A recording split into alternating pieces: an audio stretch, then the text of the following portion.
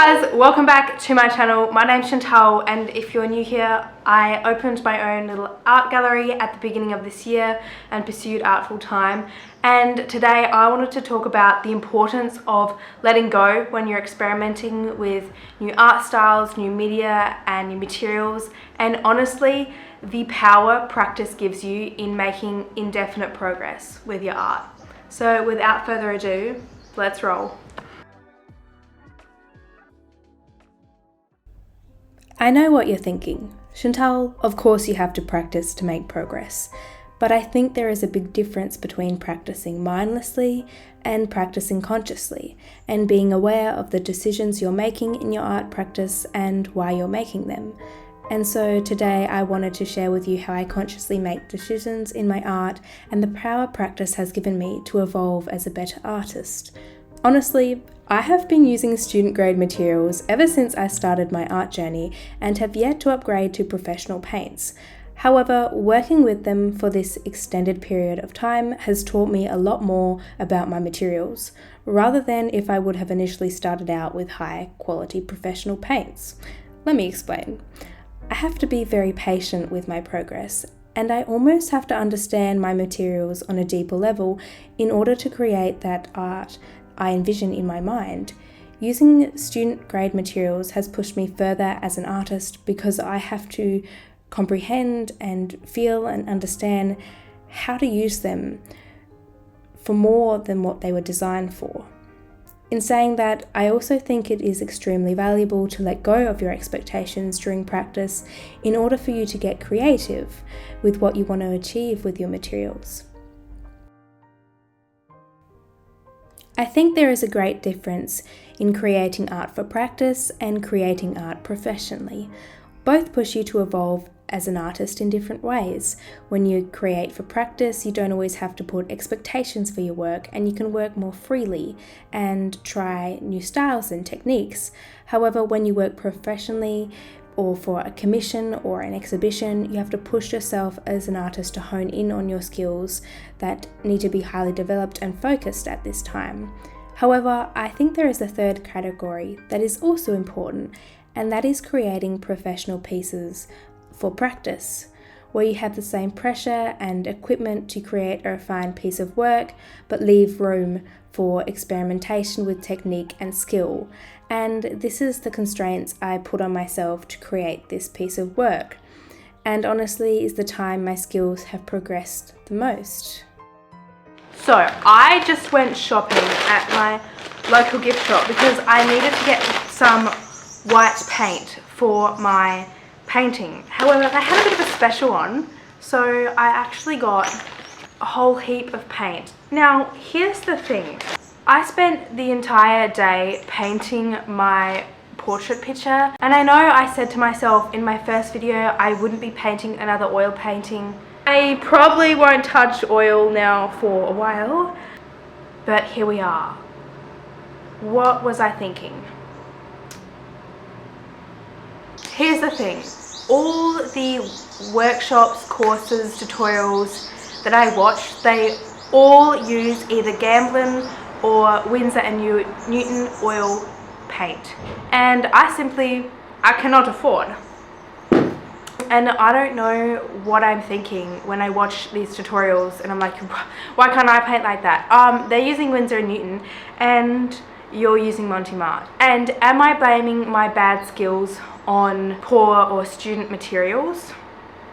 Yes, don't come for me. And I would love to know someone who has used both and has done a lot of oil painting. If there's any of you that watch this that do, please let me know. Is there a huge difference? Am I just not good at it? I'm making a promise this time. I'm not going to do another oil portrait painting until I have high quality professional oil paints, and then we're going to come back and we're going to observe if any change has been made, and if it's the same, then I can blame my skills. But at the moment I fully am going to put the blame on the materials I am using. Also, I think that student grade materials makes you a better artist by far, because I have repainted the face of this portrait 3 times, and that has made me all the more skill for it. Let me show you.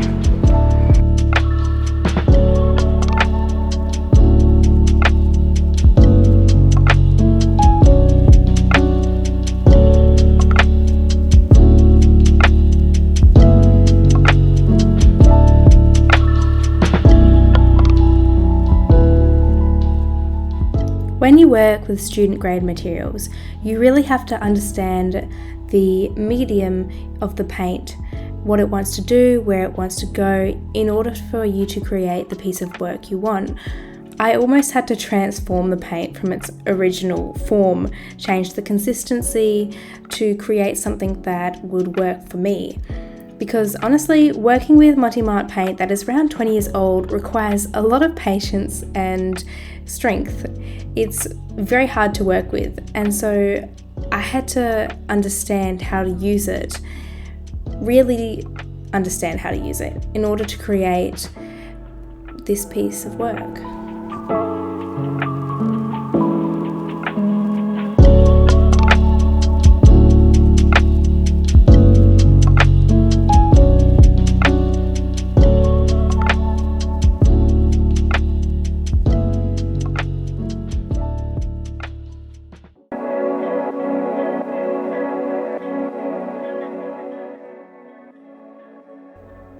Progress takes practice, and practice makes progress. Honestly, the two go hand in hand, and I don't ever feel like you need to be strict about your practice because you're falling behind or your skills are not where you want them to be. I want to stress that everyone's art journey is completely different and there are no set of rules that you should follow. I think that our own individual journey is what makes your art and the work you create more unique and beautiful. The most important part is understanding and being aware of your skill level and what you want to improve and where you want to improve.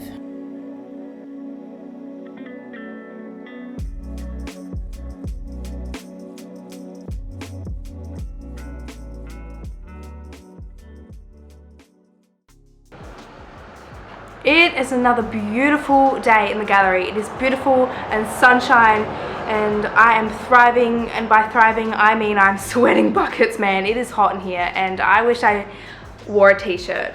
But I have just spent a couple of hours working on a commission painting and I need to take a break now because I put so much effort into my commission pieces and I really want them to be something special. Anyway, this commission piece is so precious. So someone commissioned me to do a painting for her friend's birthday and it is a photo of them as younger kids dressed in fairy costumes, and I am getting so nostalgic because I remember being a child dressing in the same clothes and I don't even know these girls, but it is the sweetest photo. Anyway, I am going to take a break and we're going to finish that watercolor painting that you have seen me working on. So let's go.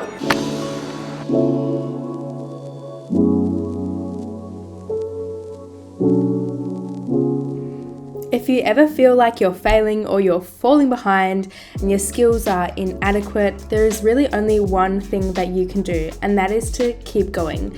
If you feel like you're not having any luck, don't let that stop you. Because when you don't have any luck or talent, you're not a prodigy artist. Oh my god, if you were to see some of my art like a year ago, it's absolutely embarrassing. Maybe I will do a tour one day.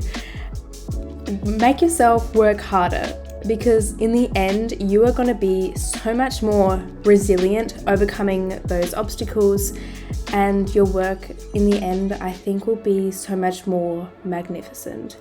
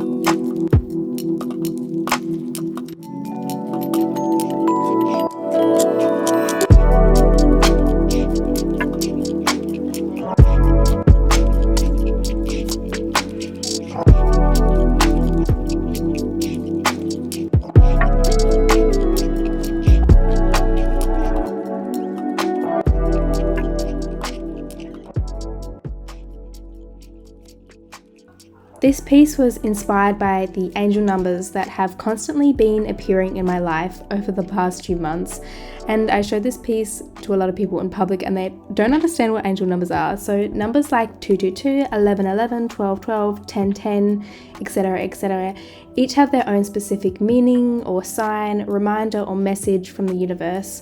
For example, you can expect change in your future, or you are aligned with your purpose. The list goes on. You can choose to believe in their existence or not. I'm not saying that I base or dictate my decisions on their appearance, only that I am just being aware of when they appear in my life. But I have constantly been seeing them every single day for it not to be a coincidence. And so I was inspired by their appearance to create an art piece that communicated the idea that when you are paying attention to your passion, what you love, and can envision where you want to be in the future and giving energy to that, you will see that things will slowly piece together and you will feel more energized and aligned of where you want to be in the future.